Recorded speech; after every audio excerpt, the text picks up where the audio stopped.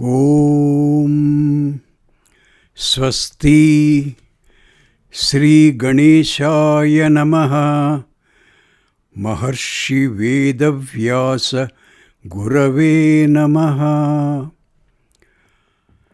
మహామహోపాధ్యాయ పద్మశ్రీ పుల్లెల శ్రీరామచంద్రుడు గారు రచించిన మహాభారత సార సంగ్రహము అను కావ్య గ్రంథమునందలి వనపర్వము చదువుచున్నది జంగా కృష్ణమూర్తి.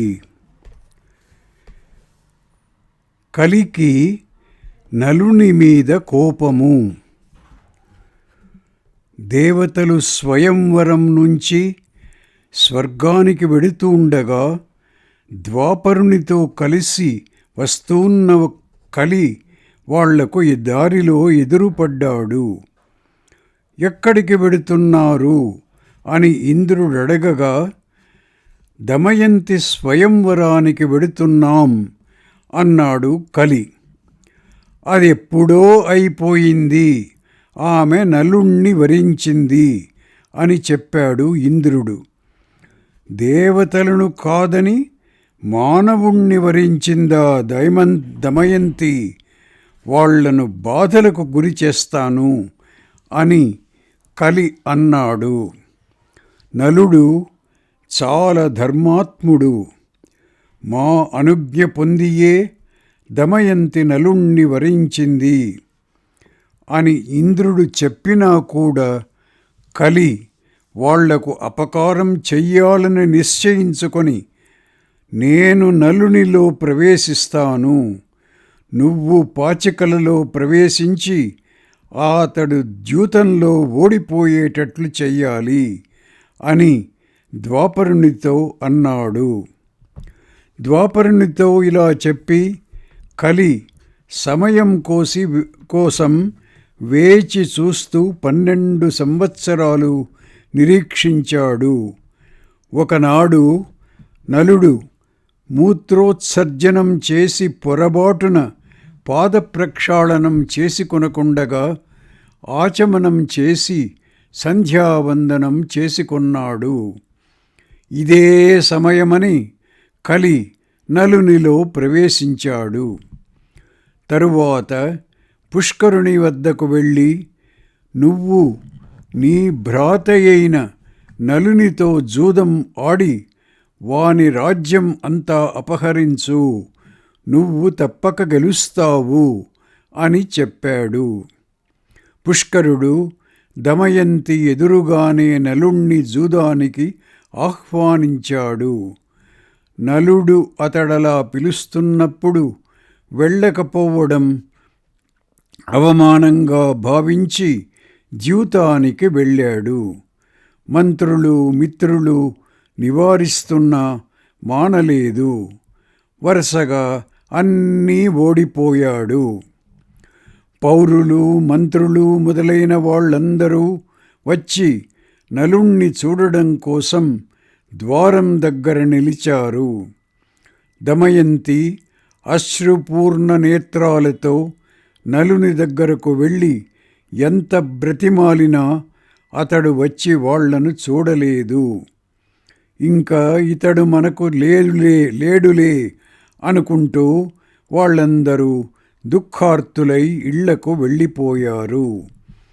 తతస్తే మంత్రిణః సర్వే తే చైవ పురవాసినః నాయమస్తీతి దుఃఖార్త వ్రీడిత జగ్మురాలయాన్. ఆ జూదం చాలా మాసాల పాటు నడిచింది. నలుడు వరుసగా ఓడిపోతూనే ఉన్నాడు.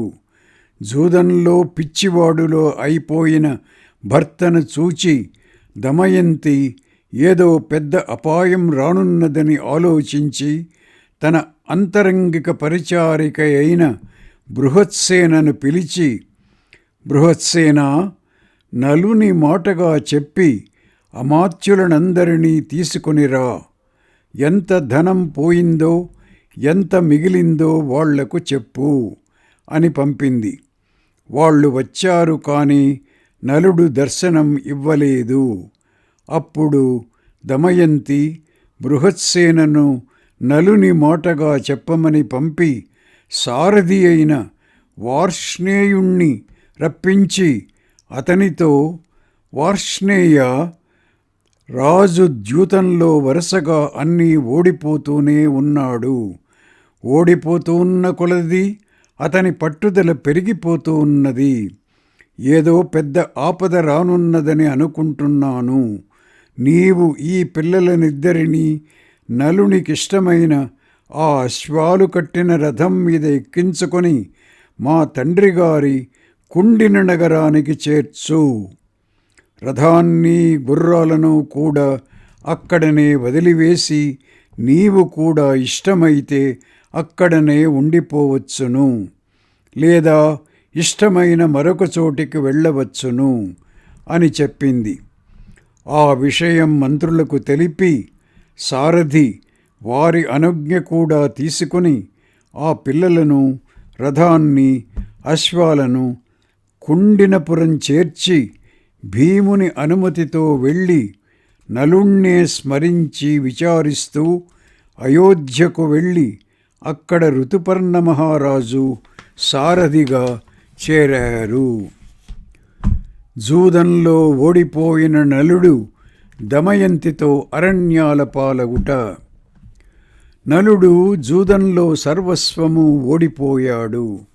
ఇంక ఏమి పణం ఒడ్డుతావు? దమయంతిని ఒడ్డుతావా అన్నాడు పుష్కరుడు. ఆ మాట వినగానే నలుని గుండె పగిలిపోయినట్లనిపించింది. అతడేమీ మాటలాడకుండా తన శరీరం మీద ఉన్న భూషణాలన్నీ తీసి అక్కడ పడవేసి కట్టుబట్టతో లేచి వనానికి బయలుదేరాడు. దమయంతి కూడా ఒకే వస్త్రం ధరించి అతని వెంట వెళ్ళింది. వాళ్ళిద్దరూ 3 రోజుల పాటు బయట ఉన్నారు. నలునికి ఎవరు సహాయం చేసినా తీవ్రంగా దండింపబడతారు అని పుష్కరుడు చాటింపు వేయించాడు. భయపడి నగరంలో ఒక్కరూ మంచినీళ్లు కూడా వాళ్ళకివ్వలేదు. వనంలో సంచరిస్తూ ఆకలితో బాధపడుతున్న నలునికి బంగారు పక్షులు కనపడ్డాయి. వీటితో ఆహారం చేసుకొనవచ్చును, ధనం కూడా లభిస్తుంది అను ఉద్దేశంతో అతడు కట్టుకున్న బట్ట తీసి వాటి మీద కప్పి వాటిని పట్టుకొనడానికి ప్రయత్నించాడు. అవి ఆ వస్త్రంతో సహా ఎగిరి, నలా, మేం నీ వస్త్రం కూడా తీసుకొని పోవడానికి వచ్చిన అక్షములం అనగా పాచికలం అంటూ ఎగిరిపోయాయి. నలుడు దిగంబరుడుగా నిలిచాడు. తనతో పాటు కష్టాలనుభవిస్తున్న దమయంతిని చూచి, దమయంతి, ద్యూతక్రీడ నన్నిలా చేసింది. నీకు హితమైన మాట చెబుతున్నాను, విను. ఈ మార్గం దక్షిణాపథానికి వెడుతుంది. ఇది విదర్భకు వెళ్ళే మార్గం, ఇది అవంతికి వెళ్ళే మార్గం అంటూ అనేక పర్యాయాలు చెప్పడం ప్రారంభించాడు. అతని మనస్సులోని అభిప్రాయం గుర్తించిన దమయంతి, రాజా, నన్ను పంపివేయడానికి ప్రయత్నం చేయవద్దు. నేను నీతో సహాయురాలునుగా ఉంటాను. ఏమి దుఃఖం కలిగినా భార్యతో సమానమైన ఔషధం లేదని వైద్యులందరూ అంగీకరించిన విషయం. నా చ భార్యాసమం కించిద్ విద్యతే భిషజాం మతం ఔషధం సర్వదుఃఖేషు సత్యమేతద్ బ్రవీమి తే. వనపర్వము 61:29. ఆ మాటలు విని నలుడు, దమయంతి, నీవేమీ భయపడకు, నా ప్రాణాలేనా విడుస్తాను కాని నిన్ను విడవను అన్నాడు. అయితే ఈ మార్గాలన్నీ చూపుతున్నావు ఎందుకు? విదర్భదేశం మార్గాన్ని గూర్చి మాటి మాటికి చెబుతున్నావు. వెడితే మనమిద్దరము కలిసే విదర్భకు వెళదాం. మా తండ్రి మనల్ని చాలా ఆదరిస్తాడు అని దమయంతి అంది. నేను విదర్భరాజ్యానికి వెళ్ళడం అసంభావ్యం. ఆనాడు అంత సమృద్ధితో వెళ్ళి నీకు ఆనందం కలిగించిన నేను ఈనాడు రాజ్యభ్రష్టుడనై నీకు ఇంత శోకాన్ని కలిగిస్తూ అచటికి ఎలా వెడతాను? కథం సమృద్ధో గత్వాహం తవ హర్ష వివర్ధనః పరిచ్యుతో గమిష్యామి తవ శోక వివర్ధనః. వనపర్వము 62:2. ఈ విధంగా నలుడు దమయంతికి ధైర్యం చెప్పాడు. ఆమె ధరించిన వస్త్రమే మరొక కొంగు అతడు మొలకు చుట్టబెట్టుకున్నాడు. ఇలా తిరుగుతూ తిరుగుతూ పాడుపడిపోయిన ఒక మఠం చేరారు. అలసి ఉండడం చేత ఇద్దరికీ నిద్ర పట్టింది. అయితే నలుడు తొందరగా మేల్కొన్నాడు. ఆమె ఆ విధంగా నేల మీద పండుకొని నిద్రపోతుంటే చూచి అతడు దుఃఖం పట్టలేకపోయాడు. పరి విధాల ఆలోచించాడు. ఇప్పుడు నేనేమి చెయ్యాలి? నేను మరణించడం మంచిదా? జనాన్ని విడిచివేయడం మంచిదా? ఈమె నాతో పాటు ఉంటే ఈమెకు కష్టాలే కాని సుఖం ఏమాత్రమూ ఉండదు. నేను వదిలేస్తే ఈమె బంధువుల వద్దకు వెళ్ళినా వెళ్ళవచ్చును. నాతో ఉంటే మాత్రం దుఃఖమే. మహాపతివ్రత అయిన ఈమెకు మార్గమధ్యంలో ఎవరు ఏమీ చేయజాలరు. ఈ విధంగా కలి ప్రభావం చేత వాని మనస్సులో దమయంతిని విడిచివేస్తేనే మంచిది అనుభావం ఏర్పడింది. అక్కడ దొరికిన ఒక పాత కత్తితో తాను చుట్టబెట్టుకున్న వస్త్రం ముక్క ఛేదించి నిద్రలో ఉన్న ఆమెను విడవలేక విడిచి వెళ్ళిపోయాడు. దమయంతి మేల్కొని నలుణ్ణి కానక శోకిస్తూ ఆ వనం అంతా గాలించింది. ఇంతలో ఆకలిగొన్న ఒక కొండ చిలువ ఆమెను పట్టి మింగబోయింది.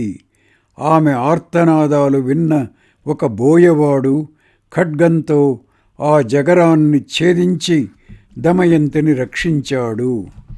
ఒంటరిగా ఉన్న ఆమెను అతడు బాధించడానికి ప్రయత్నించగా ఆమె శపించింది. వెంటనే అతడు ఎండిన చెట్టు వలె నేల మీద కూలాడు. దమయంతి నలుణ్ణి వెతుకుతూ మహారణ్యంలో ప్రవేశించింది. చేతులెత్తి అతనికై బిగ్గరగా విలపించింది. అక్కడ ఉన్న చెట్లను పుట్లను పర్వతాన్ని తన భర్త జాడ తెలుపమని కోరుతూ ఏడ్చింది. ఆమెకు దూరంగా ఒక ఋష్య ఆశ్రమం కనపడింది. ఆమె అక్కడికి వెళ్ళగా ఋషులు ఆమెను ఆదరించి ఆమెను గూర్చి తెలుసుకున్నారు. నీవు తప్పక కష్టాల నుండి గట్టెక్కుతావు అని వాళ్ళు దివ్య దృష్టితో తెలుసుకొని ఆమెకు ధైర్యం చెప్పారు. ఆమె చూస్తుండగానే ఆ ఆశ్రమము ఆ ఋషులు కూడా అంతర్ధానం చెందారు. దమయంతి ఏమది, ఇదంతా స్వప్నమా అనుకుంటూ ఆశ్చర్యపడింది. అనేక వనాలను దాటుతూ ఆమె ముందుకు సాగింది. ఇంతలో దూరంగా ఒక పెద్ద వర్తకుల గుంపు కనబడగా దమయంతి వెళ్ళి వాళ్లలో చేరింది. వాళ్లలో పలువురు ఆమెను గూర్చి పలు విధాలుగా అనుకొనసాగారు. మీరు ఎక్కడైనా నలుణ్ణి చూచారా అని ఆమె వాళ్లను అడిగింది. శుచి అను పేరుగల ఆ సార్ధనాయకుడు అలాంటి వారెవరూ మాకు కనపడలేదని చెప్పాడు. మీ సార్ధం ఎక్కడికి వెళ్ళుచున్నది అని దమయంతి అడగగా, మేం వ్యాపారం నిమిత్తం చేది దేశం వెడుతున్నాం అని చెప్పాడు. దమయంతి కూడా పతిని వెతుకుంటూ ఆ సార్ధంతోనే ప్రయాణం చేసింది. చాలా కాలం ప్రయాణం చేసిన తరువాత ఒకనాడు ఆ సార్ధం ఒక భీకరారణ్యం ప్రవేశించింది. అక్కడ ఒక పెద్ద మనోహరమైన పద్మసరస్సు కనబడింది. ప్రయాణం చేసి బాగా అలసిపోయిన ఆ సార్ధం దాని చుట్టూ నివాసం ఏర్పరచుకున్నది. ఆ సార్ధంలో ఏనుగులు, గుర్రాలు, ఒంటెలు మొదలైన వాహనాలు, అత్యధికమైన వస్తు సామగ్రి ఉన్నాయి. రాత్రి అందరూ ఒడలు మరిచి నిద్రపోతుండగా ఒక అడవి ఏనుగుల మంద వచ్చి ఆ సార్ధాన్నంతని చిందరవందర చేసివేసింది. సార్ధానికి చెందిన ఏనుగులు, ఒంటెలు మొదలైనవి మరణించగా కొన్ని పారిపోయాయి. చాలామంది మరణించారు. మిగిలిన వాళ్ళందరూ దుఃఖిస్తుండగా మనం మణిభద్రుని పూజ చేయకపోవడం చేత ఈ ఆపద వచ్చిందని కొందరు, శకునాలు సరిగా చూసుకోలేదని కొందరు అంటుండగా, కొందరు మన సార్ధంలో ఆ స్త్రీ వచ్చి చేరింది, అందుచేతనే ఇలా జరిగింది, ఆమెను రాళ్లతోనూ కర్రలతోనూ కొట్టి చంపివేయాలని కొందరు అనడం ప్రారంభించారు. ఆ మాటలు విన్న దమయంతి, నేనీ జన్మలో ఏ పాపకార్యమూ చేయలేదు, ఇన్ని కష్టాలు రావడానికి ఏమి కారణమో తెలియదు, నేను స్వయంవరంలో వరించకపోవడం చేత ఆ దేవతలు ఆగ్రహించారా అని ఆలోచిస్తూ మరణించగా మిగిలిన వేద పారగులైన కొందరు బ్రాహ్మణులతో కలిసి సాయంకాలానికి సత్యదర్శి అనగా సమదర్శి మహారాజు పాలిస్తూన్న చేదిరాజు పురం చేరింది. సగం వస్త్రం ధరించి పిచ్చిదాని వలె ఉన్న ఆమెను కొందరు బాలులు వెంబడించారు. కొందరు ఆమె సౌందర్యానికి ఆశ్చర్యపడ్డారు. ఆ విధంగా ఆమె రాజప్రసాదం సమీపించింది. చుట్టూ జనంతో ఉన్న ఆమెను రాజమాత ప్రాసాదంపై నుండి చూచింది. ఆమెను ఇంట్లోనికి తీసుకొని రమ్మని పరిచారకును పంపింది. ఆమె కూడా ఉన్నవాళ్ళనందరినీ దూరంగా పంపివేసి దమయంతిని ప్రాసాదంలోనికి తీసుకుని వచ్చింది. ఇంత దుఃఖంతో ఉన్నా కూడా అద్భుతమైన ఆకారంతో మెరపు తీగెవలె ప్రకాశిస్తున్నావు. సహాయం ఎవరూ లేకపోయినా మనుష్యులను చూచి ఏమాత్రమూ భయపడడం లేదు. నీవు ఎవ్వరు అని రాజమాత అడిగింది. దమయంతి, నేను సైరంధ్రి అను పరిచారికా జాతికి చెందినదానను. ఫలమూలాలు మాత్రమే తిని జీవిస్తాను. అత్యుత్తమ గుణ సంపన్నుడైన నా భర్తను నేను ఎల్లప్పుడూ నీడవలే అనుసరించి ఉంటాను. దైవవశం చేత అతనికి జూదం మీద ఆసక్తి కలిగింది. జూదంలో ఓడిపోయి అతడు ఒంటరిగా అరణ్యానికి వెళ్ళిపోయాడు. నేను కూడా అతని వెంటనే వెళ్ళాను. కొన్నాళ్లకు అతడు నన్ను నిద్రిస్తుండగా విడిచి వెళ్ళిపోయాడు. నా ప్రాణేశ్వరుణ్ణి వెతుకుతూ తిరుగుతున్నాను అని చెప్పింది. కన్నీళ్లు కారుస్తూ ఆర్తస్వరంతో దమయంతి పలికిన మాటలు విని రాజమాత, కళ్యాణి, నువ్వు ఇక్కడనే ఉండు. నిన్ను చూస్తే నాకెంతో ప్రీతి కలుగుతున్నది. నా మనుష్యుల చేత నీ భర్తను వెతికిస్తాను, లేదా దేశాలు తిరుగుతూ నీ భర్త ఇక్కడికే వచ్చినా రావచ్చును అని అంటూ ఆమెను ఓదార్చింది. అప్పుడు దమయంతి, నేనొక సమయం అనగా షరతు మీద ఇక్కడ ఉంటాను. నేను ఉచ్ఛిష్టం తినను, పాదాలు కడగను, పరపురుషులతో ఎట్టి పరిస్థితుల్లోనూ మాట్లాడను. ఎవడైనా పురుషుడు నా మీద కన్ను వేస్తే వానిని దండించాలి. ఇది నా వ్రతం. నా భర్తను వెదకడం కోసం నేను ఎవరినైనా బ్రాహ్మణులను చూస్తాను అని అంది. రాజమాత అందుకు అంగీకరించి కుమార్తె అయిన సునందను పిలిచి, ఈమె సైరేంద్రి, నీతో సమాన వయస్కురాలైన ఈమె నీకు సఖురాలుగా ఉంటుంది అని చెప్పింది. ఆమె ఆదరం పొందుతూ దమయంతి సుఖంగా అక్కడ నివసించింది. నలమహారాజు ఆనాడు దమయంతిని విడిచి వెళ్ళిపోతుండగా దారిలో పెద్ద దావానలం కనపడింది. ఆ దావానలం మధ్య నుండి పుణ్యశ్లోక నల అంటూ ఆర్తనాదం వినపడింది.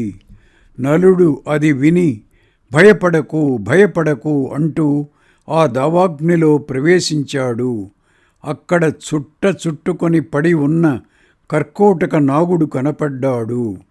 కర్కోటకుడు నలునికి నమస్కరిస్తూ, రాజా, నేనొకనాడు నారదుణ్ణి మోసం చేయగా అతడు నీవు కొన్నాళ్లపాటు కదలలేకుండా పడి ఉంటావు.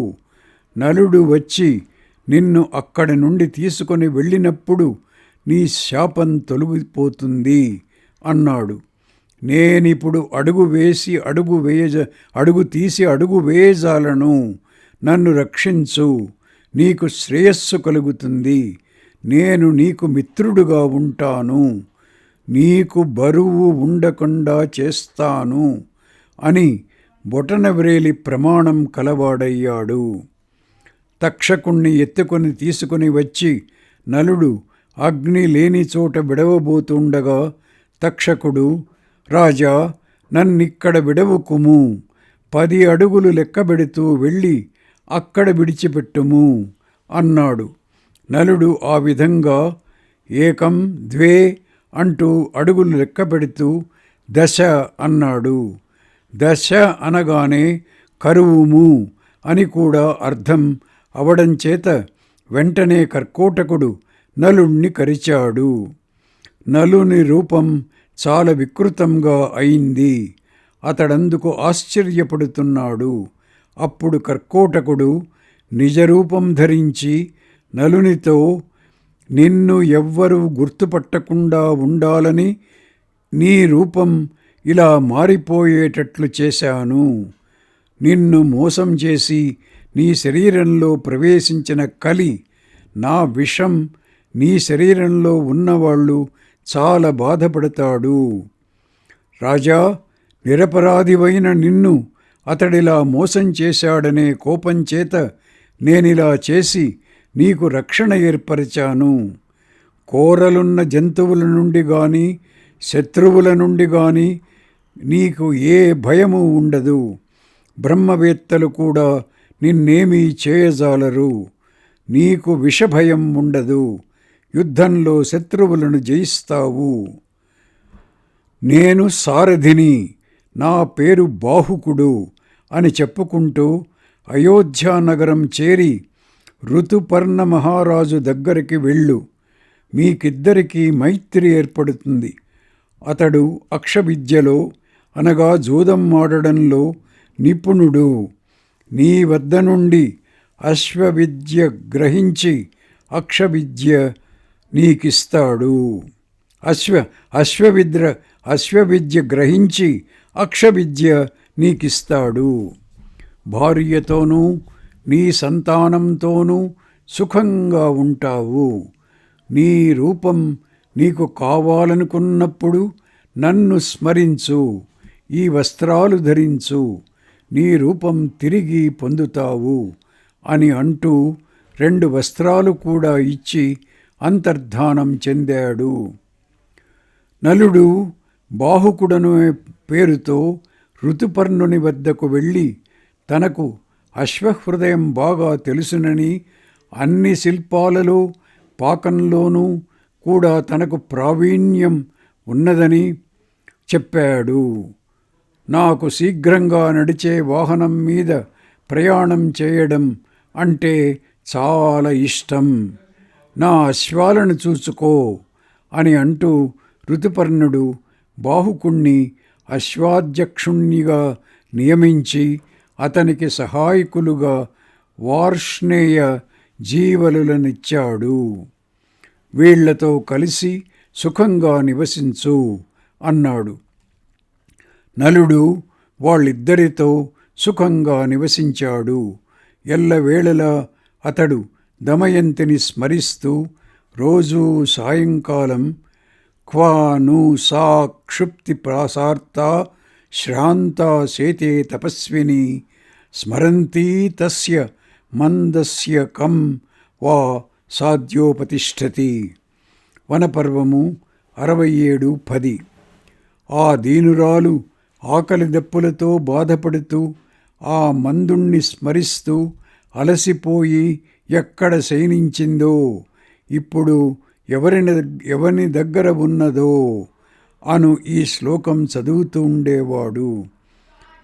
బాహుకా, నీవు రోజూ ఏ స్త్రీని గూర్చి ఇలా దుఃఖిస్తుంటావు అని జీవలుడు ఒకనాడు అడగగా, నలుడు ఒక మందప్రజ్ఞుడు తనపై ఎంత అనురక్తురాలైన భార్యను అరణ్యంలో విడిచాడు, ఆమె ఏమైనదో అని రాత్రింబగళ్ళు ఇలా దుఃఖిస్తుంటాడు అని చెప్పాడు.